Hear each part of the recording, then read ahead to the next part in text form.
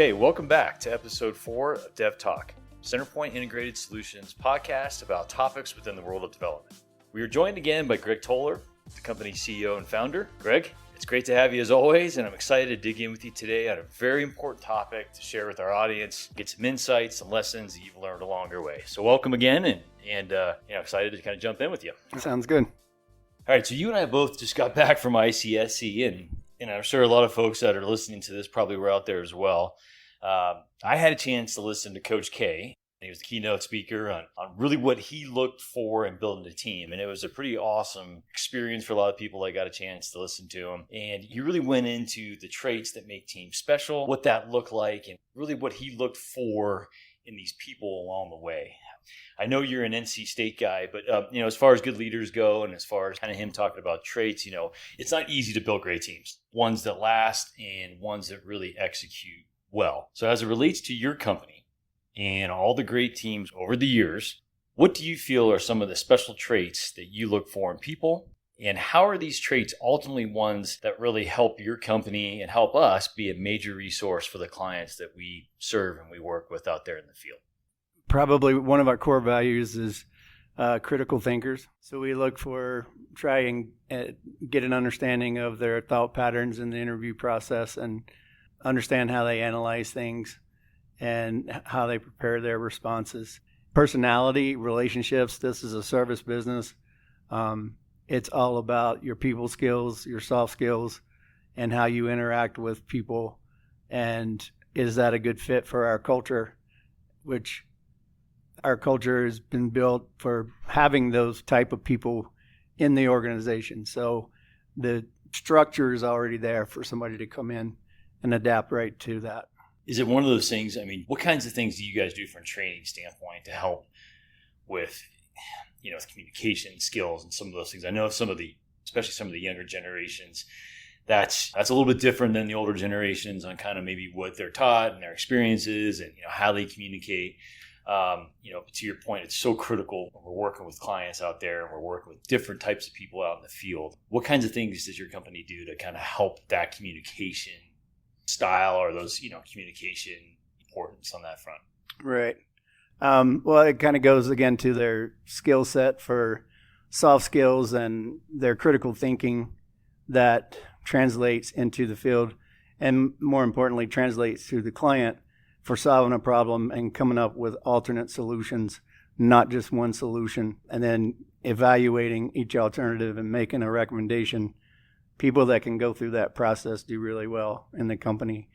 And it's not hard. It's just talking to people, minimize the emails, minimize the texts, pick up the phone and have a conversation with them.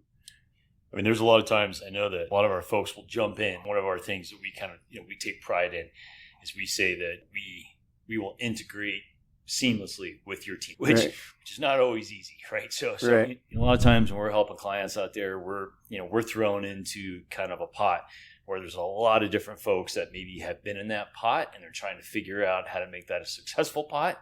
And we're thrown in to try to set some order, so forth. What do you think is kind of the biggest, when it comes to communication and with that example? I think that's one of the hardest things, and I've watched our people be really, really good at it. But what would you say is one of the biggest traits that you need in that particular circumstance to kind of come in and try to quarterback that chaos sometimes? Right. Well, the key to being a good communicator is validating what either you've told somebody or what you've heard from somebody. That step seems to get skipped all the time. And it's kind of maddening because when I tell somebody what I request from them, and then I get something back and it's not what I asked for, it's a bit frustrating. So taking the time to get that step in there and validate what you've talked to each other about and what the action plan is from that conversation so that everybody's very clear. I'm going to do this. You're going to do that. We're going to get back together at this time. So that sequencing and that kind of, that's key to a project and key to a successful project is you got to have great communication. Every time we get brought into a program that may not be working so well, it's always communication. Okay. What other traits do you feel really important for our company, important for for how we approach jobs out there and how we approach different types of clients? Because we work with a lot of different types of teams, a lot of different personalities, a lot of different experience levels. And, honestly, we ask our people to jump in and take the project a lot of times by the, kind of the bull by the horns, as they say. And what do you feel are some more important traits that you really look for just and you've put an emphasis on it throughout your career? Mainly the biggest thing is have a curiosity and don't assume that you know the answer. If you think you know the answer, validate it. But be very curious about your project, what's going on, how things are going to go. Ask questions, open-ended questions, get your feedback from your client, and then utilize that information. We all communicate differently. Some emails, some text, some phone. You got to figure out your style of communication and make sure the other person understands that that's how you communicate. Emails they're quick and easy, but they also don't share tone or your intent sometimes. And so, especially my pet peeve and one of our policies is if you send more than 2 emails on a subject, pick up the phone and call them. Don't keep sending emails back and forth. Yeah, I think it's just one of those things nowadays. It seems like it's much easier not to do that. And to your point, you can get in a lot of trouble sometimes by not just picking up that phone and just having a conversation.